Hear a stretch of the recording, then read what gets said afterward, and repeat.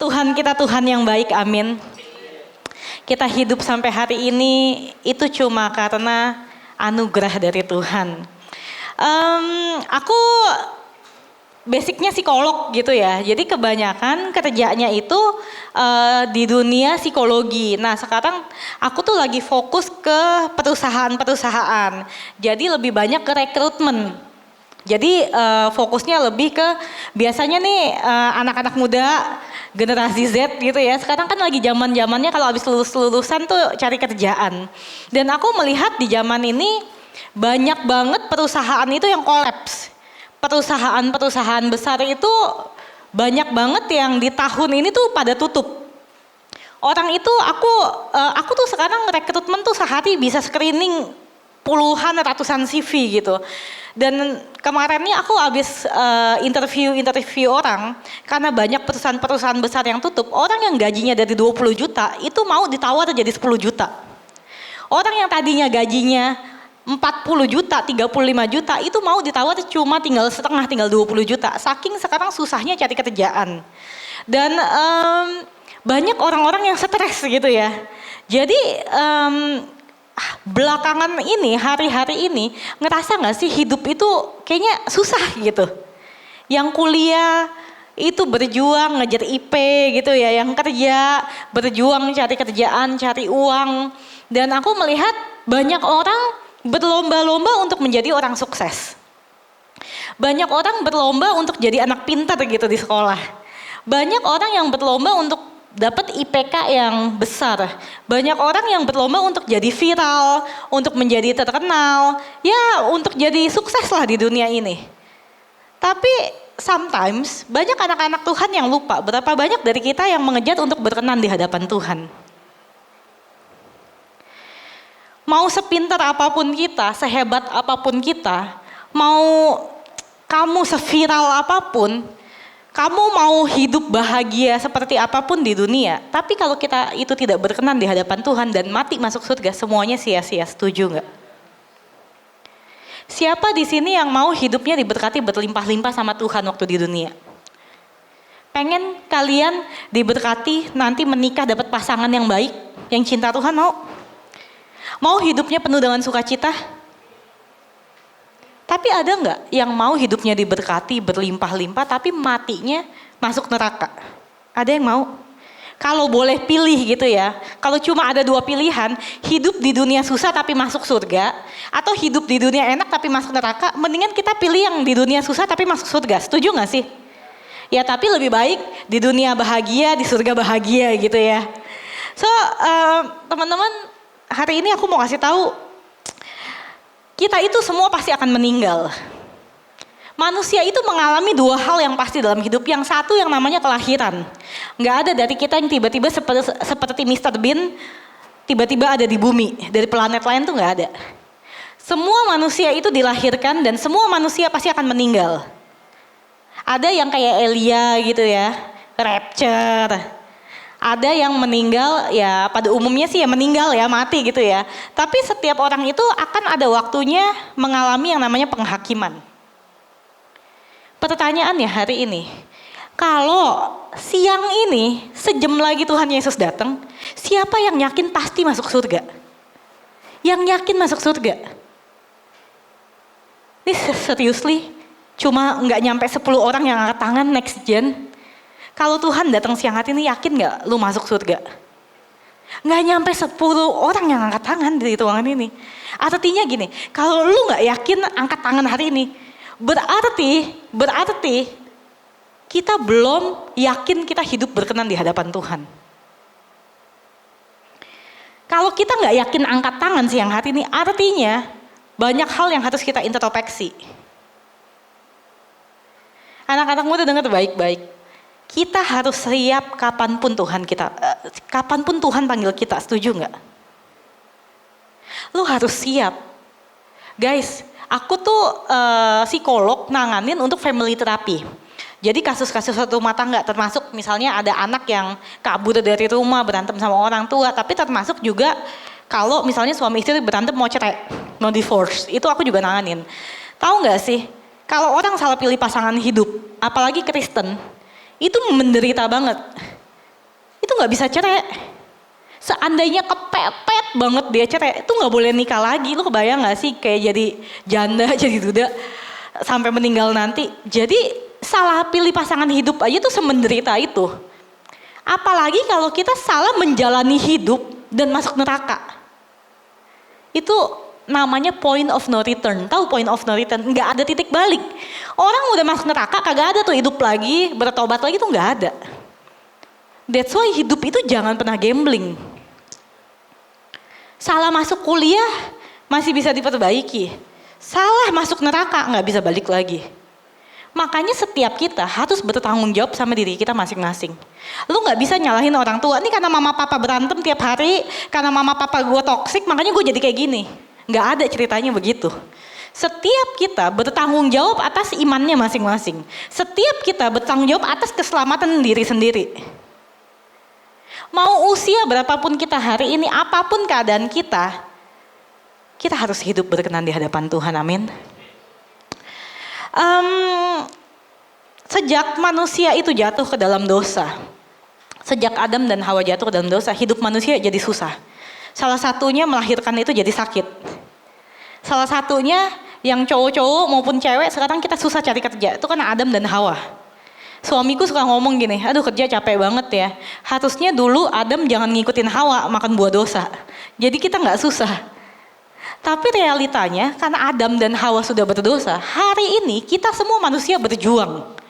Berjuang cari kerja, berjuang hidup kudus, semuanya judulnya tuh penuh dengan struggle. Sampai detik ini. Nah aku mau kasih tahu, kita semua mau sekudus apapun kita adalah manusia-manusia yang berdosa. Kita semua butuh kasih karunia-Nya Tuhan. Tanpa kasih karunia Tuhan, kita nggak akan bisa masuk surga. So hari ini, tahu nggak sih kalau kita ada di tempat ini, kita dapat kesempatan untuk mendengar yang namanya keselamatan. Itu anugerah yang besar banget, anugerah yang besar banget. Tuhan masih kasih kita kesempatan hidup sampai hari ini. Itu anugerah yang gak bisa dibeli oleh apapun. Tahu gak sih, orang kalau udah masuk neraka ya, dia mau lakukan segala cara itu gak akan pernah bisa balik. Artinya kesempatan untuk bertobat itu mahal banget harganya. Kita harus ngeh bahwa hari ini kehidupan yang Tuhan kasih itu adalah sesuatu yang mahal banget. Kita bisa hidup, itu anugerah Tuhan banget. Aku pernah punya anak aku masuk NICU karena prematur. Tahu gak 12 hari sampai dia meninggal pakai oksigen, aku habis 350 juta. Semahal itu. Jadi kalau kita hidup sampai hari ini nggak pakai selang bisa hidup, itu tuh mahal. Hidup itu jangan fokus sama masalah hidup kita terus. Manusia hidup tuh punya masalah. Jangan ngeluh, Tuhan kerja susah banget, Tuhan hidup gue kok susah banget, kok kuliah susah banget, kok ini capek ya, pulang kerja sampai malam, besok kerja lagi, yang kuliah kok dosen gue killer banget ya. Jangan fokus ke situ. Pernah gak sih kita fokus sama kebaikannya Tuhan? Berapa banyak yang hari ini orang di luar sana pakai oksigen dan mereka berjuang untuk hidup. Kalau kita ada sampai hari ini semua karena Tuhan tuh baik banget sama kita. Terlepas apapun masalah kamu, Tuhan itu sayang banget sama kita, sayang banget sama kita. That's why sebagai tanda terima kasih kita sama Tuhan, yuk jadiin hidup kita tuh persembahan yang kudus, yang mahal di hadapan Tuhan. Amin. Mari kita buka di Matius 7. Matius 7 ayat 21 sampai 23 aku bacakan. Bukan setiap orang yang berseru kepadaku Tuhan, Tuhan akan masuk ke dalam kerajaan surga, melainkan dia yang melakukan kehendak Bapakku yang di surga. Pada hari terakhir banyak orang yang akan berseru kepadaku, Tuhan, Tuhan, bukankah kami bernubuat demi namamu dan mengusir setan demi namamu dan mengadakan banyak mujizat demi namamu juga? Pada waktu itulah aku akan berterus terang kepada mereka dan berkata, aku tidak pernah mengenal kamu, nyahlah daripadaku kamu sekalian pembuat kejahatan. Kebayang gak? Ini ayat. Ini bukan ayat untuk orang yang tidak mengenal Tuhan, tapi ini ayat untuk orang Kristen. Kenapa ayat buat orang Kristen? Karena dia bilang, ini orang yang berseru sama nama Tuhan. Orang yang melakukan mujizat, orang yang ngusir setan demi nama Tuhan. Jadi dia nih kalau boleh dikatakan, dia nih pelayan Tuhan senior. Orang kita aja jujur nih, jemaat di sini. Kita aja kalau ngusir setan masih takut-takut kan? Kalau setannya nggak pergi, kita yang pergi. Kita aja masih selevel itu, ini udah yang senior banget nih. Tapi Tuhan bilang apa? Aku gak pernah kenal kamu. Kenapa Tuhan bilang kayak gitu? Mungkin waktu kita pelayanan, motivasi kita gak benar. Mungkin kita sibuk pelayanan, tapi kita lupa untuk menyenangkan hatinya Tuhan. Kita sibuk bangun kesuksesan kita, tapi kita tuh lupa untuk spend time sama Tuhan tiap harinya. Makanya Tuhan bilang, gue gak pernah kenal lu. Kalian tahu gak? Pelayan-pelayan Tuhan nih khususnya ya, aku kasih tahu. Waktu kita pelayanan di mimbar, waktu kita masih dipakai Tuhan, waktu kamu ngelakuin dosa, nih yang ekstrim ya, waktu lu masturbasi di rumah nih, ya nonton pornografi, terus besokannya pelayanan di sini, Tuhan tetap pakai nggak? Tetap pakai. Tuhan tetap urapin nggak? Tetap urapin. Kenapa? Karena Tuhan sayang sama jemaat di tempat ini. Tapi apakah kita berkenan di hadapan Tuhan? Jadi bukan artinya waktu kita masih pelayanan, masih baik-baik aja, Tuhan itu pasti berkenan atas hidup kita. Tuhan bisa pakai kita, bisa pakai hidup kita. Jadi jangan berpikir kalau gue pelayanan, Tuhan masih pakai sampai hari ini, hidup gue pasti berkenan. Kita harus introspeksi diri kita, amin. Yuk hari ini jangan kompromi sama dosa, amin. Zaman kasih karunia itu, kalau bicara zaman kasih karunia, itu bukan artinya kita boleh seenak jidat kita bikin dosa. Bukan artinya ketika kamu percaya sama Tuhan, kamu boleh ngelakuin dosa seenaknya, sekali selamat tetap selamat, kagak ada sekali selamat tetap selamat tuh nggak ada. Zaman kasih karunia itu bicara soal gini, kamu berbuat dosa hari ini, kamu masih hidup nggak langsung mati. Kalau zaman dulu orang masuk ke bait Allah, ke ruang Maha Kudus, itu semua pelayan Tuhan kakinya diikat pakai tali. Kenapa? Waktu datang ke ruang Maha Kudus, kalau berdosa mati di tempat. Kenapa diikat tali? Biar orang tuh bisa tarik kaki dia, mayatnya bisa diseret keluar. Itu zaman dulu. Zaman sekarang, kita berdosa masuk gereja nggak langsung mati. Itulah zaman kasih karunia. Tapi bukan artinya zaman kasih karunia tuh kita boleh seenaknya. Bukan artinya kamu bisa sesuka-sukanya mendukakan hatinya Tuhan. Oh enggak seperti itu konsepnya. Aku boleh minta 2 orang maju ke depan bantuin aku untuk ilustrasi. Boleh siapapun, 2 orang maju ke depan. Ya siapapun boleh. Yuk 2 orang sini bantuin aku ke depan. Ini aku kasih tahu ya, dalam hidup ini kita tuh jangan pernah kasih celah sama iblis. Jangan pernah kompromi sama dosa. Ini aku punya 2 plastik. Kamu boleh tolong pegang, dilebarin kayak gini. Dilebarin, tarik yang kencang. Gini ya. Ini tuh kayak hidup kita. Ini hidup kita, waktu kita nggak kasih celah sama dosa. Sekarang ya ngadep ke sini kali ya. Hadap-hadapan. Oke.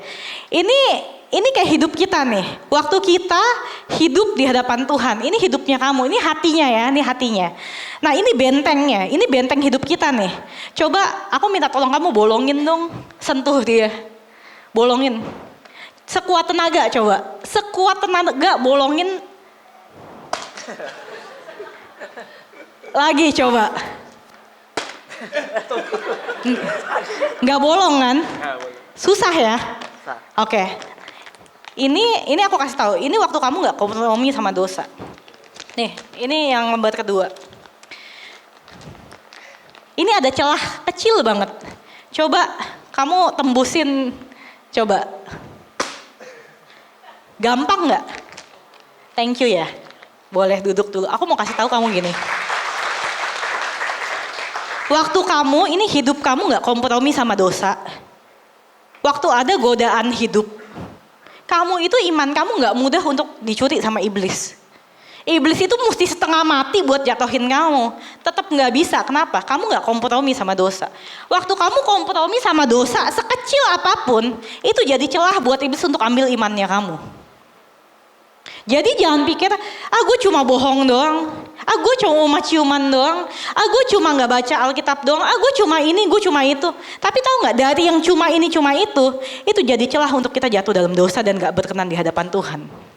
Aku itu banyak menangani anak-anak yang free sex, yang LGBT. Nggak ada orang yang punya cita-cita mau jadi LGBT.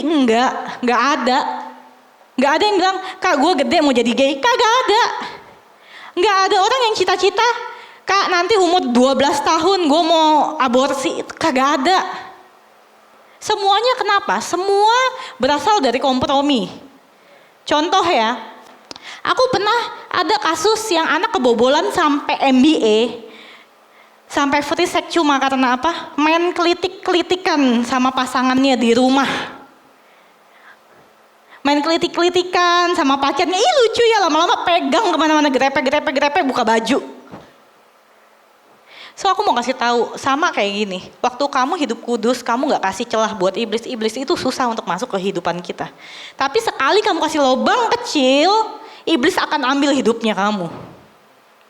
Makanya hari ini, biar gak robek, gimana kalau ada lubang kecil mesti cepet ditambel. Setuju gak? Nambelnya pakai apa? Pakai firman Tuhan. Yuk hari ini aku dikasih temanya tuh singkat, padat, jelas, dosa. Temanya itu kata Caca, Ci bawain tentang dosa. Temanya itu dosa gitu. Nah aku mau kasih tahu anak-anak muda dengar baik-baik. Kita semua suatu hari akan menghadap yang namanya tatah pengadilan Tuhan. Kamu mau menghadap tatah pengadilan Tuhan dengan sukacita atau dengan penuh ketakutan nantinya? Aku kasih tahu satu hal ya. Aku kan sekarang punya 3 anak, yang satu udah meninggal. Aku udah pernah cerita, yang belum pernah dengar aku ceritain singkat. 2 kali aku keguguran. Yang ketiga, aku tuh ngelahirin prematur, akunya hampir meninggal. Di saat aku hampir meninggal itu, aku sudah bertemu sama Tuhan. Aku melihat malaikat itu banyak banget. Kalian mau tahu nggak? Waktu aku ketemu sama Tuhan, itu tidak bisa diungkapkan dengan kata-kata. Indah banget, damai banget. Wah itu sesuatu yang mahal yang gak bisa dibeli oleh apapun. Dan kamu tahu gak, aku bilang sama Tuhan gini, Tuhan sampai akhir hidup aku nanti, aku pengen nanti bisa ketemu sama Tuhan lagi. Aku akan berjuang mati-matian untuk nanti bisa ketemu sama Tuhan lagi. Kalian tahu gak, itu indah banget.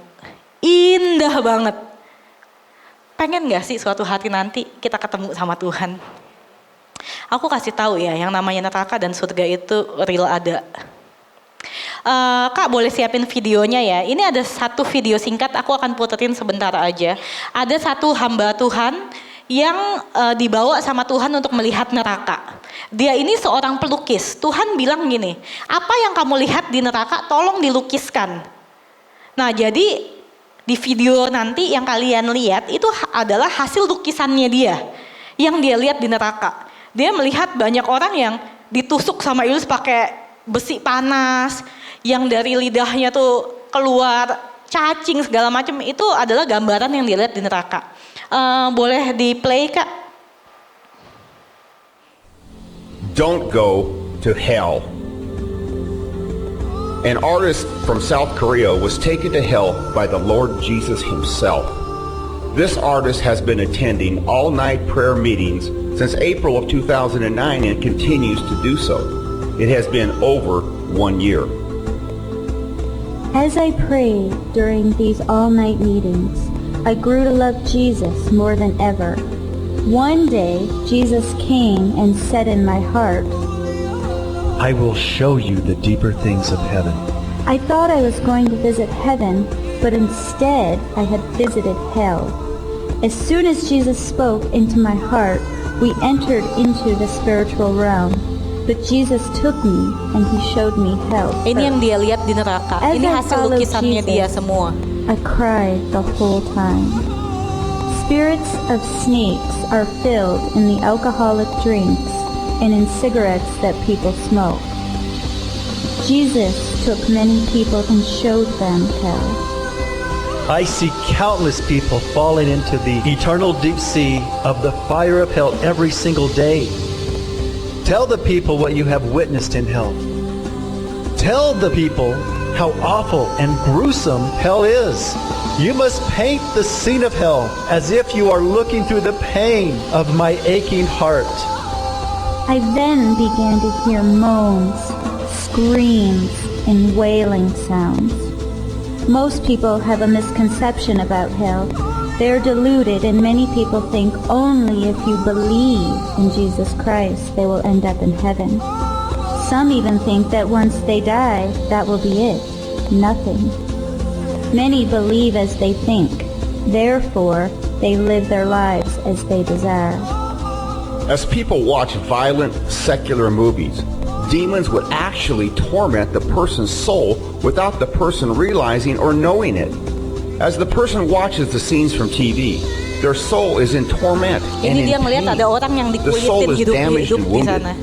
Watching secular TV actually hinders a Christian's loving relationship with God, our bridegroom, Jesus. We can watch some news once in a while, but do not watch secular TV. As Jesus witnessed the sins committed by man, he cried. Satan and his demons would tie the bodies of sinners so tight with iron chains, and they would control us. Therefore, sinners would go deeper and deeper in sin. I'm pleading with you, do not commit sin. Do not live as you desire. In hell, the senses are hundreds of times more vivid than you actually feel in the physical realm, so the pain is more severe. This drawing shows people falling into the fire of hell. Draw this as if you are looking through my aching heart. As I was painting the scenes of hell, Satan attacked me severely. But I wanted to shout out to the world with Jesus' heart through these paintings. I wanted to deliver the aching heart of Jesus and how he felt so pitiful about those people who are falling down into hell every single day. These drawings show people being tormented on the cross. This shows the result of not wanting to eat the bread of life, God's precious word. This person did not want to eat the bread of life, God's word. This drawing depicts people who disregarded the will of Jesus and made their own decisions and pursued their own will. This drawing shows people who drank, partook in the evil of life, and ate prohibited things. Show the people the consequence of wounding the hearts of their brothers and sisters in Christ by their careless words. They must not be careless with their words. This drawing depicts the consequences of not speaking with care or love. The penalty for lying is severe. Revelation chapter 21 verse 8 states, "All liars shall have their part in the lake that burns with fire and brimstone, which is the second death." 1 Corinthians chapter 6 verse 10 states, "Do not be deceived. Thieves will not inherit the kingdom of God." People who steal money will be tortured by needles. These next two drawings depict the persecution of the messengers of the full and true gospel of the Most High God. This drawing shows how murderers, rapists, and child kidnappers will be tormented. This woman is able to see outside of hell from the inside. She says, If only I could get out of here. "But there is no escape from hell." Oke, sampai sini aja Kak, boleh di Again, stop there is videonya. no escape from hell. Video ini tuh kurang lebih ada 2 jam. Kalau kalian mau nonton videonya tuh sangat amat detail. Ada orang yang terikat sama pornografi, dia ngelihat di neraka alat kelaminnya tuh dipotong berulang-ulang kali. Dan kebayang gak sih guys, kita aja kalau sakit gigi gitu ya, tuh kayak sakit banget. Ini masuk neraka dibakar berulang kali dan gak bisa mati-mati dan itu kekal. So kita harus jaga hidup kita kudus di hadapan Tuhan, amin. Jangan pernah kompromi sama dosa. Jangan kamu gambling sesuatu yang harganya mahal banget. Kita semua manusia-manusia berdosa yang tidak sempurna, setuju ya? Kita semua punya pergumulannya masing-masing. Tuhan itu nggak minta kita untuk benar-benar harus sempurna sepanjang hidup kita, enggak. Tapi yang Tuhan mau lihat itu hatinya kita. Kita tuh benar sayang sama Tuhan nggak sih? Kita benar mengutamakan Tuhan nggak? Kita benar nggak sih berjuang untuk melawan dosa kita? Itu yang Tuhan mau. Bukan artinya kita harus sempurna terus dalam hidup gitu. Kita bisa buat salah, tapi yang Tuhan mau waktu kamu buat salah, kamu bertobat minta maaf sungguh-sungguh sama Tuhan, itu yang Tuhan mau. Daud itu punya banyak kesalahan dalam hidupnya. Tapi kenapa Tuhan bilang gini, Daud itu orang yang berkenan di hatinya Tuhan. Karena Daud itu punya hati yang waktu dia salah, dia berusaha untuk berubah dan dia mau menyenangkan hatinya Tuhan. Itu yang Tuhan cari di hatinya kita. Itu Tuhan cari di hidupnya kita. Benar gak sih Tuhan menjadi yang nomor satu dalam hidup kita?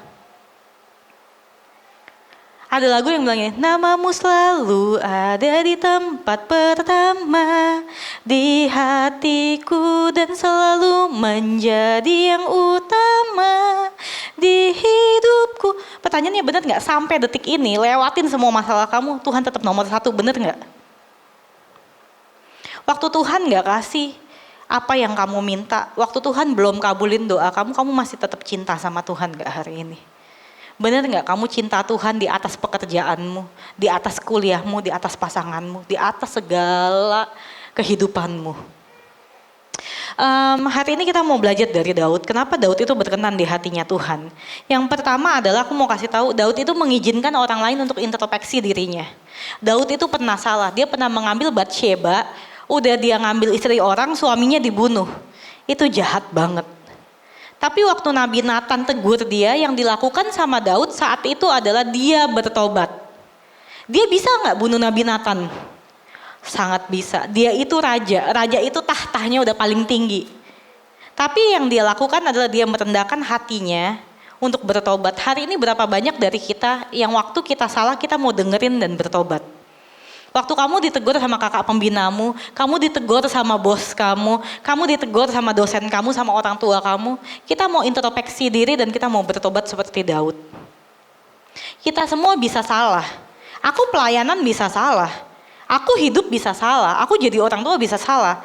Tapi yang penting adalah mau gak kita diintrospeksi sama orang lain. Atau kita sombong, kita ngerasa kita paling hebat, kita paling ngerti, kita paling benar. Kalau saat itu Daud itu tidak membiarkan dirinya diintrospeksi sama Nabi Nathan, percayalah dia gak berkenan di hadapan Tuhan. Manusia itu punya blind spot. Banyak dalam hidup kita yang kita tuh gak sadar waktu kita sombong. Kita gak sadar waktu kita pelayanan, mungkin pelayanan kita menyakiti hati orang. Atau ketika kita jalanin hidup kita jadi batu sandungan. That's why kita butuh orang-orang sekitar kita untuk nasehatin kita. Waktu orang nasehatin kita, percayalah mereka lakukan itu karena mereka sayang sama kita. Aku tuh paling males kalau disuruh negor orang. Kenapa? Karena ada kemungkinan dia jadi benci sama kita. Ada kemungkinan dia jadi gak suka sama kita. That's why kalau kakak pembina kamu mau negor kamu, artinya dia tuh sayang sama kamu. Jadi hari ini yuk anak-anak muda, izinkan Nabi-Nabi Nathan ada dalam hidupmu, amin. Semakin banyak Nabi Nathannya, percayalah, akan hidup kita akan selalu kelihatan yang salahnya di mana. Kita punya kesempatan untuk benerin lagi. Dan yang kedua adalah komitmen untuk berubah. Waktu Daud melakukan kesalahan, yang dilakukan apa? Dia bertobat dan gak ngulangin kesalahan yang sama. Guys, seringkali kita menganggap zaman kasih karunia itu kita boleh seenak-enaknya. Hari ini kamu bohong, 2 minggu lagi kamu bohong, 3 minggu lagi kamu bohong dan ngulang-ngulangin seperti itu. Tadi pagi aku cerita, aku punya anak umur 2 tahun namanya Claire.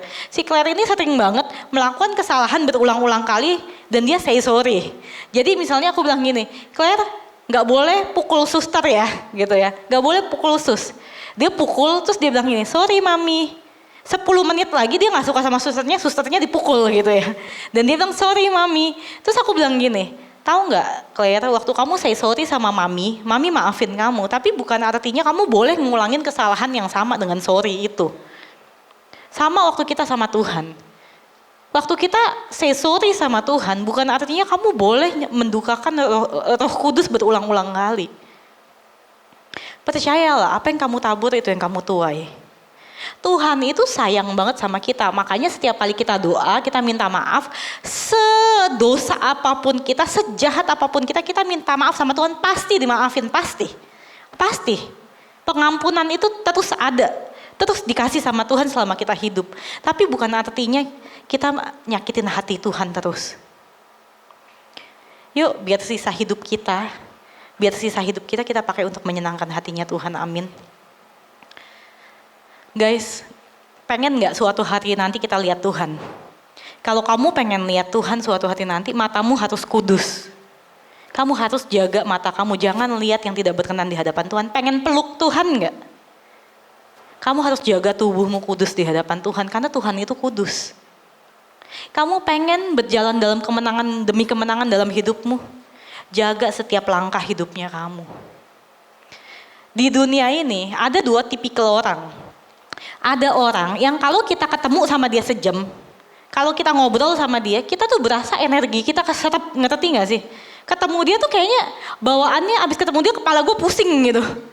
Ketemu dia gue bete gitu. Ada orang model kayak begitu. Karena aku pernah punya teman kuliah, kita satu kelompok itu ber7. Setiap pagi nih ada satu teman aku yang sebelum kuliah, kerjaannya ngepost di sosial media kayak, capek banget deh gue hari ini harus kuliah lagi. Selalu ngeluh di sosial media, sampai teman aku yang satu bilang gini, gue capek banget ngeliatin sosial media dia sebelum kuliah. Gue jadi ikutan ke bawah gitu. Tiap pagi ngeluh sebelum masuk kelas. Jadi ada orang model seperti itu, kita ketemu dia sejam kepala kita pusing. Kalian pernah gak sih ketemu orang yang model kayak gitu? Gue kok ketemu dia kayak gue keserap gitu energinya, gue habis ketemu dia capek gitu. Tapi dengar baik-baik, ada tipikal orang, kita ketemu sejam sama dia, hidup kita tuh tetap motivasi kembali. Ngobrol sama dia sejam, kita tuh jadi kayak punya energi yang baru. Kita yang tadinya udah kayak lemes-lemes, kita yang males-malesan, kita yang kayak bingung harus ngapain, ketemu dia sejam kok gue kayak dapet solusi hidup ya. Pernah gak sih ketemu kayak gitu? Aku mau kasih tahu, guys, jadilah orang yang kedua. Ketika orang ketemu sama kamu, orang bisa bilang thank you ya, habis ngobrol sama kamu, aku tuh ngerasa hidupku better. Biar ketika orang ketemu kamu sejam, orang bisa ngerasain gini, kok gue ngerasa kalau deket lu adem ya? Kok waktu gue doa bareng lu, gue ngerasa ada hadirat Tuhan yang turun ya? Pengen jadi kayak gitu gak? Tahu gak, untuk jadi orang yang kayak gitu ada harga yang mahal yang harus dibayar setiap hari. Kalau kamu pengen jadi orang-orang yang bawa hadirat Tuhan, orang-orang yang jadi solusi buat kehidupan orang lain, orang-orang yang jadi berkat buat teman-teman kamu, itu harus dibayar setiap harinya. Bayar harga hidup kudus, bayar harga untuk mengampuni, bayar harga baca Alkitab, bayar harga untuk hidup berkenan di hadapan Tuhan dan gak kompromi. Jangan pikir gini ya, aku tuh ada ketemu orang-orang yang kalau ketemu sama dia gue lagi pusing jadi happy lagi tuh ada. Tapi tahu gak, dia juga punya permasalahan dalam hidupnya, tapi dia jaga hidupnya kudus di hadapan Tuhan. Itu beda loh, percaya gak percaya, spiritnya tuh beda. Waktu kamu hidup gak berkenan di hadapan Tuhan, kamu masturbasi, onani, kamu kompromi sama dosa. Jangan berharap hidup kamu jadi solusi buat orang lain. Jangan berharap jadi generasi Yeremia yang bawa jiwa-jiwa buat Tuhan. Jangan berharap seperti itu. So hari ini yuk hidup kudus berkenan di hadapan Tuhan, amin. Dan yang terakhir, kenapa Daud itu bisa hidup berkenan di hadapan Tuhan? Karena dia punya hubungan yang intim sama Tuhan. Guys, percayalah, di zaman sekarang yang godaannya ini banyak banget, hidup kudus itu susah banget. Pacaran kudus susah gak? Susah. Kerja hidup berkenan di hadapan Tuhan susah gak? Susah. Kita jaga hati kita itu susah banget, that's why kita butuh Roh Kudus dalam hidup kita. Godaannya mah ada aja, cobaannya mah ada aja. Makanya sekarang aku tadi habis ngomong sama Om David, sekarang cari kerja di mana-mana susah, tapi yang laku kebanyakan psikolog. Kenapa? Banyak orang stres soalnya. Banyak orang yang cari kerja susah. Terus kayak tadi pagi aku baru share, aku habis ada orang cerita dia intinya punya anak. Anaknya tuh stres kuliah, singkat cerita dia mengambil jalan pintas dan dia bunuh diri di rumahnya sendiri. Dia gantung diri. Kuliah semester 4. Aku mau kasih tahu, hidup kita itu, hidup di dunia ini susah. Tapi jangan pernah mengambil jalan pintas, amin. Jangan pernah jual kebenaran. Jangan pernah jual imannya kamu, jangan. Itu gak worth it, percayalah gak worth it. So yuk hari ini kita harus menjadi orang-orang yang mengejar perkenanan Tuhan lebih dari apapun juga. Kejar hatinya Tuhan. Dengar baik-baik, waktu kamu sentuh hatinya Tuhan, waktu hati Tuhan tersentuh, percayalah apapun yang kamu minta pasti dikasih sama Tuhan. Pengen hidupnya diberkati? Sentuh dulu hatinya Tuhan. Pengen hidup kamu terus naik dan bukan turun? Sentuh hatinya Tuhan. Jadi kuncinya satu, yuk hidup berkenan di hadapan Tuhan. Harus punya waktu hubungan intim sama Tuhan. Kalau kamu gak punya hubungan intim sama Tuhan, percayalah. Kamu gak akan survive untuk hidup berkenan di hadapan Tuhan. Gak bakal bisa. Gak bakal bisa. Karena hidup ini kayak, tadi aku bilang, buat masuk surga itu susah banget, standarnya tuh tinggi. Makanya banyak orang yang masuk neraka. Tadi kalau kalian nonton itu videonya sampai full, itu tuh banyak banget anak-anak Tuhan, banyak yang pendeta, maksudnya orang-orang Kristen tuh yang masuk neraka. Banyak banget karena mereka merasa kompromi dosa kecil-kecil nggak apa-apalah. Ternyata waktu menghadap Tuhan itu nggak berkenan di hadapan Tuhan. Oke, hari ini aku cuma mau bilang yuk, selama Tuhan masih kasih kita kesempatan, selama Tuhan itu kita masih dikasih nafas, pakai hidup kita untuk sungguh-sungguh di hadapan Tuhan, amin. Apapun kondisimu hari ini, apapun yang terjadi, persoalan apapun, yuk kita mau mengandalkan Tuhan dalam hidup kita. Anak-anak muda, yuk hari ini kita datang sama Tuhan. Kita bilang sama Tuhan, Tuhan, apapun yang terjadi dalam hidupku, Tuhan itu tetap yang utama. Tuhan itu tetap yang nomor satu. Kalian tahu lagu ini gak yang ujilah aku Tuhan, cobalah aku Tuhan. Aku bercanda sama suami aku gini, ini lagu yang paling aku takut untuk nyanyiin. Aku waktu itu pernah dalam kayak 2 bulan suami aku tiap hari gak lagi mandi, gak lagi di rumah, dia nyanyi itu terus gini. Ujilah aku Tuhan. Kalian tahu waktu itu aku lagi hamil, singkat cerita, gak lama bener kita diuji sama Tuhan. Anak aku meninggal, anak yang kita nantiin meninggal. Saat itu secara mental kita drop banget, secara keuangan aku habis ratusan juta, tabungan kita juga kekuras banget. Terus aku juga hampir meninggal, itu kayak bener-bener diuji sama Tuhan. Sekarang kalau mau nyanyi lagu itu, aku sama suami aku suka bercanding gini. Serem ya kalau nyanyi lagu ini, kalau beneran diuji sama Tuhan. Tapi waktu lewatin masa itu, aku benar-benar merasa teruji banget. Ketika doa aku tidak dikabulkan Tuhan, ketika sesuatu yang berharga diambil sama Tuhan, bener gak sih beta itu tetap sayang sama Tuhan? Bener gak sih beta tetap mengutamakan Tuhan di atas segalanya? Bener gak beta tetap percaya sama Tuhan kalau Tuhan itu Tuhan yang baik? So hari ini, yuk kita minta Tuhan selidikin hatinya kita. Bilang sama Tuhan, Tuhan cek deh hati saya. Lihat hidup aku, udah berkenan belum sih sama Tuhan? Kalau belum berkenan, Tuhan proses Tuhan. Aku tiap malam, aku selalu doa gini sama Tuhan. Tuhan, izinkan nama aku tuh ada di kitab kehidupan Tuhan. Kalau hari ini nama aku belum tercantum dalam kitab kehidupan Tuhan, proses. Sampai aku sungguh berkenan dan menyenangkan hatinya Tuhan. Terima kasih sudah menyaksikan serial pengajaran kami hari ini. Dan jangan lupa untuk subscribe channel YouTube Next Gen supaya teman-teman bisa mendapatkan notifikasi dan informasi terupdate mengenai serial pengajaran kami yang lainnya.